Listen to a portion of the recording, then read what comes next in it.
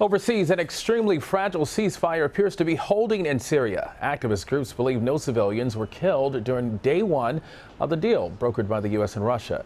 The truce includes a complete halt in fighting between Syrian President Bashar al-Assad's troops and rebel forces. Secretary of State John Kerry tells our Margaret Brennan this is the Assad regime's last shot. So when there is a violation, if there's a violation, what would make you walk away? It depends when it were to occur. If there are violations now, then there aren't 7 days of successive calm.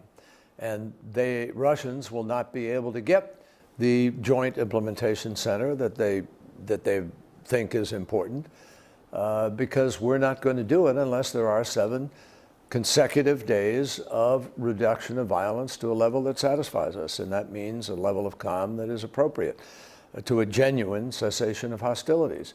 So there are consequences to bad behavior here. In addition, if the Assad regime later on decides to break this, then that's our last shot. There's not going to be, there will be, other alternatives available to other countries and ourselves, and those have to be determined in the future. But we're hoping that this will lead back to the table in Geneva where there can be a legitimate negotiation. CBS News foreign correspondent Margaret Brennan is in Washington. Good to see you, Margaret. Good to be with you. It is hard to see how this deal will actually work when Russia and the Assad regime were just launching attacks a few days ago and killing innocent civilians and rebel forces backed by the U.S., most recently in the city of Idlib. Not to mention this deal was brokered without input from those opposition groups. Is this a smart strategy for the U.S.? Well, it's a strategy that has drawn a lot of criticism for all the reasons that you just laid out there, DeMarco. But as John Kerry told us in an interview just last night, this is a last shot deal. This is a long shot, but it is a last shot. He says, yes, the deal is not perfect, but frankly, the Obama administration has run through all the options and they are not willing to use military force. They are trying to force Bashar al-Assad, the dictator who has hit back so hard at the rebels that the U.S. has backed and has bombed civilians, which has fueled that refugee crisis that has really enveloped not only the Middle East and Europe. And the U.S. is basically looking at this. John Kerry said, this is what I can negotiate. This is what I can get to try to help protect the rebels the U.S. backs and to try to stop some of the bleeding of those refugees. Well, Margaret, many of the ceasefires in the past have pretty much failed. What makes this one different? It has once again been very difficult to even get to this point. So while John Kerry says it's a flawed deal, admittedly, what's different this time in his view, and what's really remarkable here, DeMarco, is what the U.S. has offered Russia. There's a major incentive here for Vladimir Putin.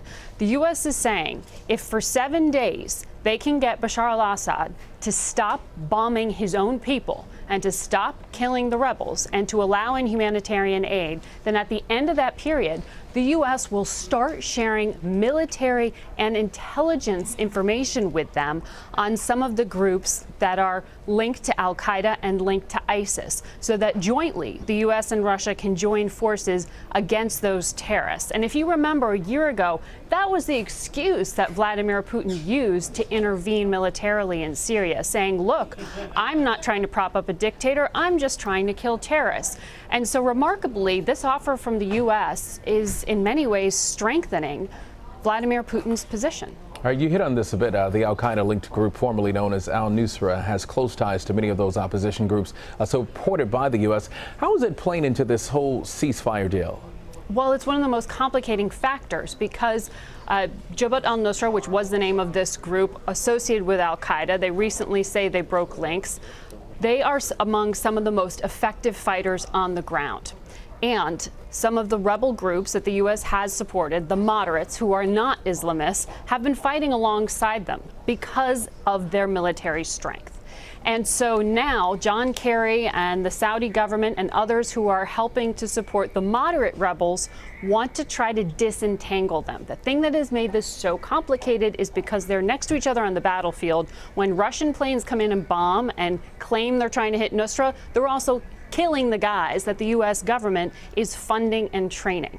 And so this is what John Kerry is trying to negotiate now, to separate them out on the battlefield, and so that when the U.S. and Russia start sharing intelligence, if they even get that far, that they stop killing the moderates and start killing the people that the U.S. calls terrorists. I want to switch gears now with the final question for you. I want to ask you about what Secretary Kerry has basically said about the ongoing North Korea nuclear war threat, and what can you tell us about that?